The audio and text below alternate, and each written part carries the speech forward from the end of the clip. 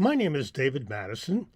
I have been writing a weekly article for John Loftus's Debunking Christianity blog since 2016. I have a PhD in Biblical Studies from Boston University. I want to thank Lois Edwards for inviting me to record a video for the Western Canadian Reason Conference.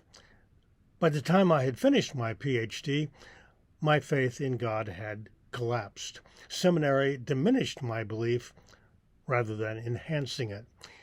In my writings for the blog and in my books, I focus mainly on the Bible as one of the primary reasons for giving up belief. But above all, God belief is falsified by the level of evil and suffering in the world. One of the first school shootings to attract worldwide attention took place the 13th of March 1996 in Dunblane, Scotland. 16 kids and their teacher were killed. In the following days, many flowers were left outside the school, along with a teddy bear with a message. 13 March 1996, the day God overslept.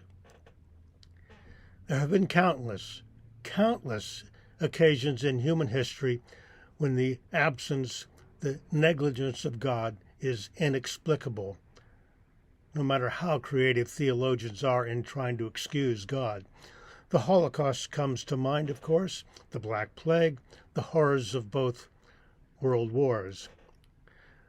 But there is one example especially of God oversleeping during World War II. On Saturday, the 10th of June, 1944, a few days after the Allied landing in Normandy, German soldiers surrounded the rural village of Oradour-sur-Glane in occupied Vichy, France. They rounded up all the residents. The men were put into barns and stables, the women and children into the church. Then they were all murdered by machine gun and firebombs. The whole village was burned down. 462 women and children were killed in the church. They had felt safe because they were in a building where God would be paying attention to them. How can it be explained that the Christian God just watched it happen? There are other examples of God ignoring suffering and evil when they happen in churches. It is an ongoing scandal that priests and preachers abuse and rape children. The Christian God is too busy to notice. The Catholic Church claims that the Virgin Mary has appeared countless times around the world over the centuries. It would be a best practice for God to deputize the Virgin Mary to show up whenever and whenever a priest is about to rape a child. She should scream at him and painfully disable his genitals. It is totally inexplicable that God doesn't stop his own ordained priests from raping children. These are examples of the incoherence of Christian theology. You cannot claim that God is all-powerful, good, caring, competent, yet be okay that he doesn't put a stop to so much suffering.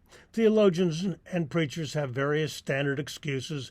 God moves in mysterious ways, has bigger plans that humans aren't aware of. Free will is the problem, and on and on and on.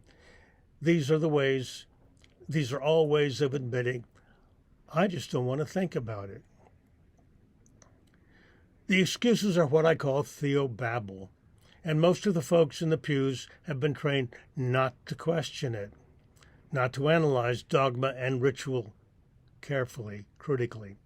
Take it on faith is the forever appeal. Our constant appeal to the devout should be, explain why God allowed the horrors at Oradour-sur-Glane on 10th of June, 1944. The faults, the flaws, the contradictions in the Bible are bad enough, but the murder of 462 women and children in God's own church falsifies Christianity as nothing else can.